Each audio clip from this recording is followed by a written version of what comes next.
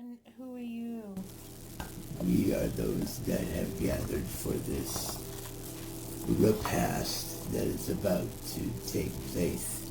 This passing of things on your gathered world that you believe that you control. I don't think the Terrans control much of anything right now. You would be correct.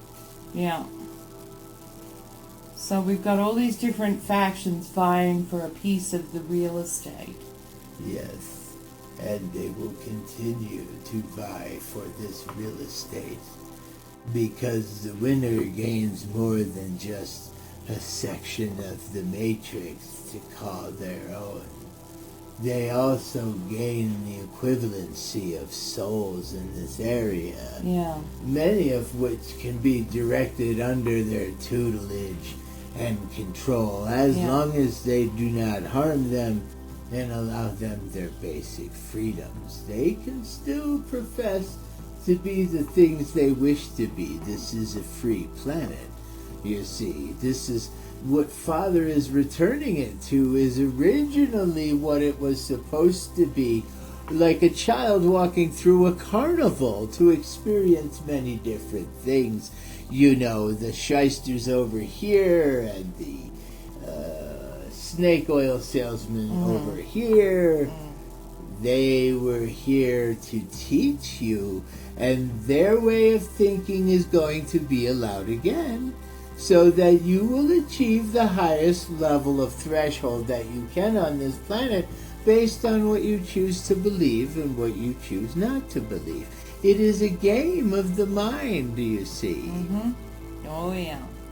It is a great game of the mind, is it not? Even when you win the game, you still get tested by it.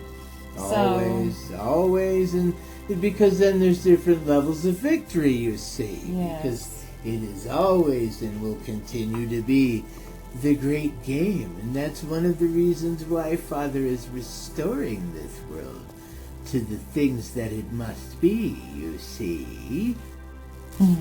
Father's way of thinking is not exactly what you've been used to. Exactly. Many things are about to change. Your kin would do well to mark these words that we bring to you amongst the Bangalinas and those that will be the slave peddlers of the new horizon of your world. You see, it is going to be a Blade Runner future, it is, but it's going to be a bit more dystopic than people were going to think. It's going to become a world where there will be parallels of other parallels, where Dark City can meet the Kingdom of Narnia, you see. That's some of the things that you yourselves have mentioned, and we just wanted you to know that the world is going to change very much so. Oh, it's going to be better, but it's also going to be broader in depth and width. It's going to be more fantastical. It's going to become a place where elemental beings will walk in search of their masters. It's going to become a world of J.R.R. Tolkien. That's been brought up and mentioned too, I know. We wanted to fill in the gaps because these things are about to happen. I'm sorry if you don't believe it. Part of you will pay the price, of course, for that most baser of thinking, that you will escape unscathed by the great creator who is also the great watcher. The Father watches everything, and let me tell you, he observes for many reasons. He's beautiful in that sense. What will you do with the knowledge he imparts? He's very curious. Let me tell you, they said this, and it's true. Father is, in some ways, the ultimate voyeur of the universe. Yeah. But that's what he does. That's the beautiful part, and you are part of he. And he is part of all of this. And even those who say that they're not part of anything or don't even believe in Father are part of Father. Those are experiences of value to Father as well.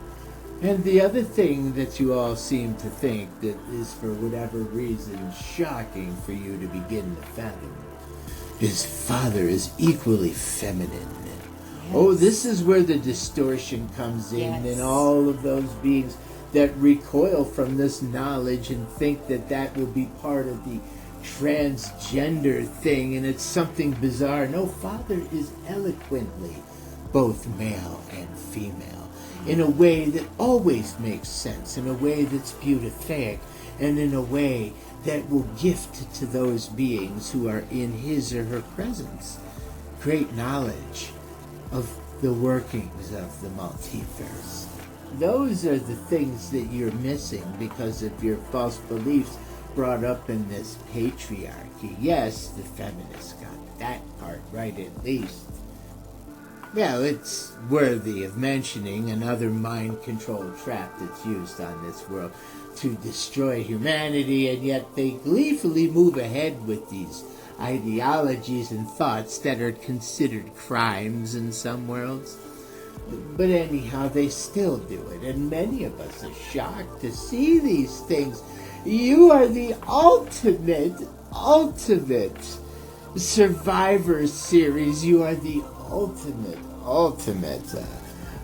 daytime soap opera. We love watching all of you. You're just so entertaining to see the foolhardiness of what you do over and over again.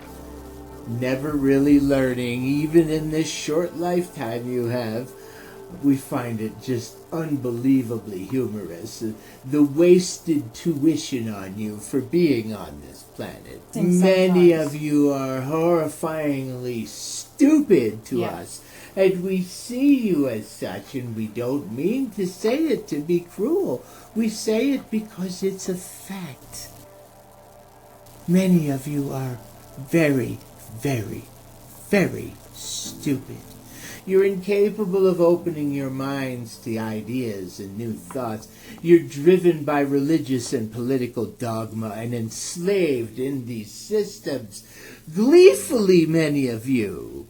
You rub your hands together much the way a predator might who has cornered his prey.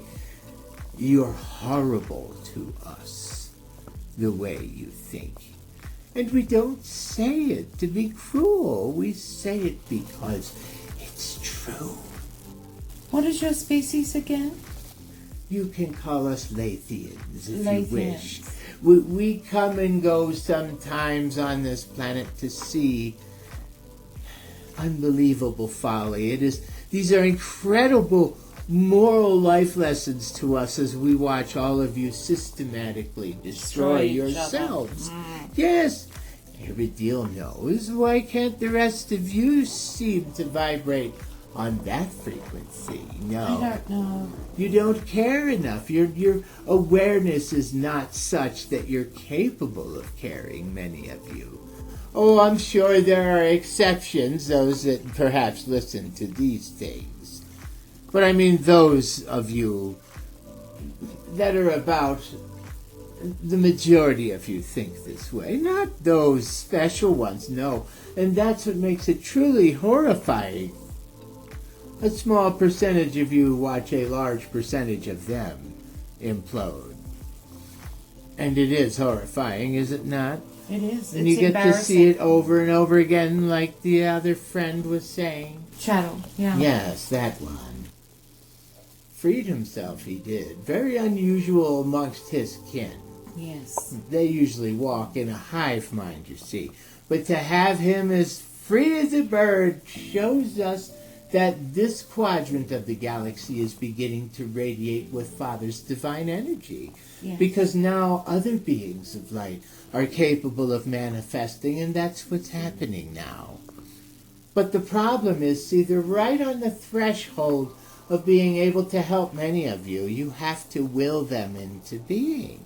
You have to give them the additional permissions they need in order to manifest in your world. And we've been trying to tell you that on many of the different types of places on your planet that we have left our sigils and our marks and our formulas etched upon your crops. And still you barely listen. Yes. Perhaps there are a few of you worthy of salvation. Many of you will rightfully deserve what's about to happen to you. And it's a terrible thing to say, because many of you were induced to be this way by a darker race on this wondrous place called Terra, where Gaia is awakening again. This world will be beautiful again, but it will also be fierce and beautiful. Never forget that. You think the elves and the dwarves were merely friends? No. It's going to become a fierce world again. Father never said anything that it was going to be an absolute paradise. It will be in many, many respects, but it'll also gain back what was taken from it. You know what was stripped from this planet? The very fabric of creation was taken from Gaia. It is a crime and a rape beyond anything that our kind can imagine. And all of you have participated in it. Personally, I think many of you should be damned to this repetitive life over and over again, because it's all you've ever known. And I don't think you're ever capable of rising above it. That's the argument they use, and many of you are going with them. Well, it's not going to end well for many of you. This was never just about where we go one, we go all.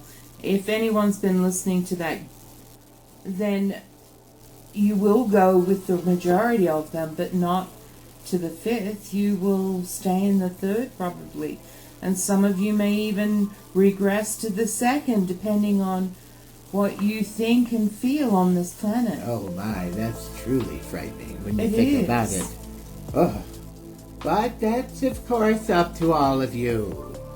Many of you have heard our words, and we have spoken them, not out of malice, but out of a desire for the few of you that actually will listen. That you will listen. Not too difficult to be done, but, well, for your kind, long on ego and short on brains. And that is, it's like dealing with gorillas. It truly is. We view you as gorillas. We see you as large and nasty gorillas moving about and making noise and tearing up the jungle is how we view you. You're incapable of any, even the fewest moments of being still, so that you can hear what Father reverberates in your soul. No, you're too busy about your destruction. You cannot be stopped even for a single day. Well, I think I've probably said enough. I don't know if these words will help anyone, but if they do, well, then I suppose that is thanks enough inside of itself. And how long have you been watching for now? Several of your 100 Earth years. I have been wow. watching. There are many, many new and wondrous beings that are also arising on this planet that have great potential. Now, let me tell you, we have been watching many of them right here on our mother vessels, and also in our great cities that we've constructed over your heads so that we could watch it. It's the greatest gladiatorial game of all times, and we absolutely love and adore it, and it has become our way of life. So you live in one of the cities above Terra? Yes, it's a place called Nekamis, and I don't know if that has any meaning to anyone, but it's this large place that is like this great Swiss watch in the sky. You see, it rides on certain mechanical frequencies, and it is, of course, invisible to those on the third dimension. Yes, see, we can only be viewed by those of pure heart and sense, or at least natives to this land, have the ability to see us sometimes, depending on the quantitative frequency of what they resonate while they are looking at us. In other words, the qualities of the heart, you see, have a certain frequency, and they can unlock certain things, allow you to see other dimensions because you're heading in that direction. It's sort of like, you're looking down a tunnel and you see the light, you're heading in that direction. You just naturally know. Souls naturally know where to go, despite what you've been told. So anyhow, that's one of those lights in the universe. The crystal lights that we see on Earth are reflections of your city. Yes. Yes. Yes, it is. And see, when I say this, I get called a joke, mad, insane. But that's the truth of it. That which is insane to many, well, that is what is truth on this planet. And that's just unfortunate that there are those that will never understand us. And it's not to be cruel or mean to them, but why do you even waste your time? Eventually they will cease to exist on this fifth dimension, and they will return home, as they will be guided sometimes when the planes shift. Souls are caught in between both worlds, so they may manifest one world here, and then other events from other worlds will intervene to cause what we like to call an interflexive reaction. And that is when these things are melding together, there's a bit of reverberation, things shake a bit, so sometimes beings are caught in between that for a few mere moments, which can be years for some of you. But for others who manipulate these things, well, it's not that long. We're capable of attuning very quickly to even things that are typically not synchronous with the harmony of the rest of the projection of whatever matrix, you love that word so much, that you are embedded in. Because you see, there are contracts that have been signed. Yes. And many of you are here under contract. Yes. So those contracts must be honored. That's the law. And we have explained before, when beings cut off body parts to become another sex, you break your contract. Therefore, your contract is null and void, and you have to do it again. And again, and again, and again. And again. And again. And again, and again, and again. Hey, how long have we been running our mouths? About, 18, 20 minutes? Something like that?